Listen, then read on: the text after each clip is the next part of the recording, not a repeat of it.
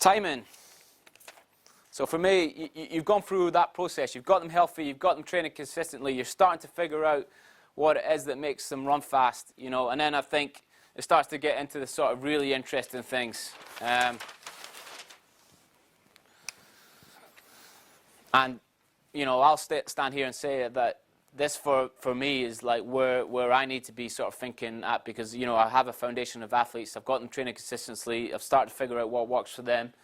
But now I need to really sort of tie in and figure out the sort of key elements of that. So one of the things for me as a coach that I need to be wary of is one where the training is an example of an environment that can have a dramatic effect on my athletes. So as soon as people step on a plane and they go to a warmer climate, they're going to run a lot faster. And the timing of warm weather training camps is very, very important for me. And don't underestimate the subtle the subtle influence it can have on the whole season. If you get this camp in the wrong place, the intensity of the training will fire up, and then you could have problems to deal with in terms of them extending that throughout the whole season. So, yeah, the stuff I'm starting to learn is that, you know, as soon as they step on a plane, get on a track, you know, the track is often quite hard.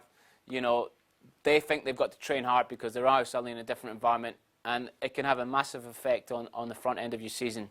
So getting that right is very, very important. The worst thing that can happen to me is good sessions. I say that to my athletes all the time, is that, you know, one of the worst things you can have is for training to be going brilliantly all the time. You know, it's a whole bunch of average, which then you sort of mold and take that whole bunch of average and you get it and you refine it right to the point where you need the performance to come out. And I think athletes like to have good sessions, coaches like to have good sessions, but it is one of the worst things that can happen. You know, you want a whole bunch of average, consistent running, you know, to allow the good sessions to come out. And I think, you know, one of the dangerous things that you can have is a training block which is full of good sessions, because then it can have dramatic effect on how you sort of elongate that through the season. And when you've got a guy that can run 991, his good sessions can knock him out for 10 to 15 days. So it's being very aware of that, very aware of the sort of the fact that intensity can be very, very debilitating to how you manage the training process. So be very wary of how many of these you want to have per year, how you set that up, the timing of it, and everything around it has got to be very, very good. And just to extend on to that, testing is a massive thing which could, you know, bring the performances that you want, and it would, you know, they come at the wrong time and you leave them on the training track. As soon as you bring timing gates out, people are going to run fast. As soon as the biomet guy comes down to track with the camera and the speed gun, your guys are going to want to run fast. So you have to be very careful about how you bring in stuff like that, because, you know, again, intensity can kill you. And, you know, if you are always, you know, getting your athletes to run on the hammer all the time, it can have a massive debilitating effect on the whole training process. And, you know, you can leave your best performances on the training track on that day, talking about the speed session that you did in training with the speed gates and everything was great when your competition performances aren't going that well. So just be very wary of that. And, you know, I think it comes down to, for me, it's just about, you know, being disciplined. And, you know, like, it's very, very hard to deal with people's emotions to want to run fast all the time. When James ran 991, it happened probably because we weren't disciplined enough. And did we want him to run 991 on that particular day? Well, we probably didn't.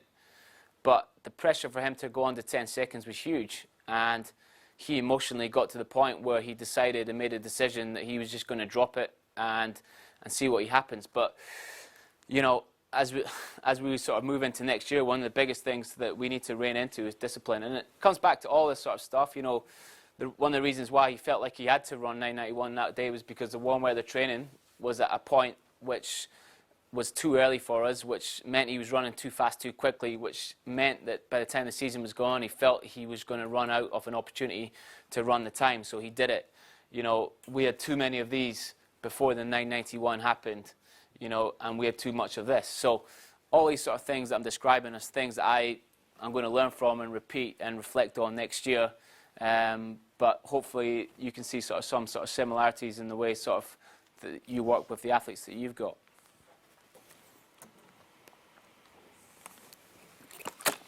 The last thing I want to talk about is just what I touched on there.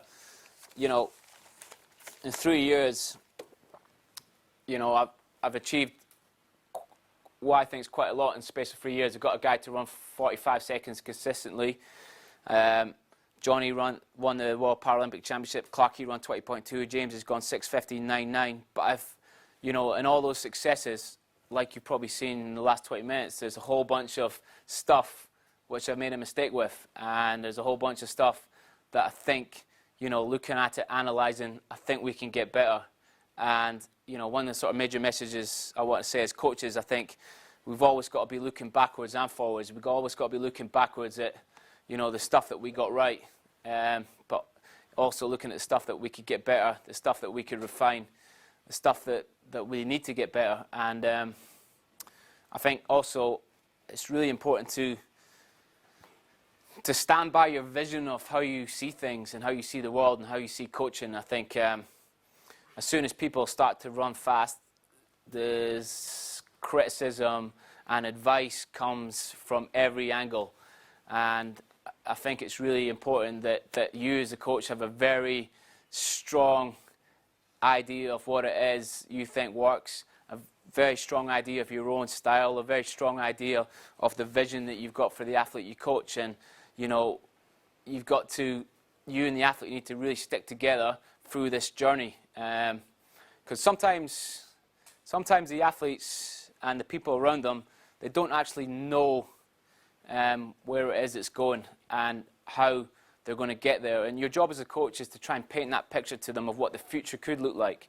You know, when James before he came to the group, he was an extremely injured athlete, you know, who had, you know, 4 years of absolute injury hell.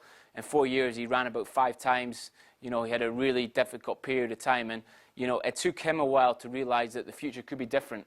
And it takes somebody sometimes to have a vision for him and explain that to him and point him through the process and point him in the right direction and say, look, that the world can be a better place. And, you know, you could have a career in athletics and you could be this good.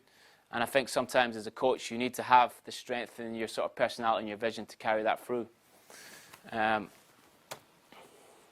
I think that's me. So I just wanted to go through those 6 things. Those are the 6 things which I think are important to get right. You know, understand your athletes as people. You know, keep them healthy. Keep your training consistent. Start to individualize. Start to refine. And then reflect and repeat as much as you possibly can. So hopefully those stories have kind of helped and you can take them away and take them into your own environment. I'm happy to answer any questions regarding the guys' training, anything that sort of can help you. So if you've got any questions,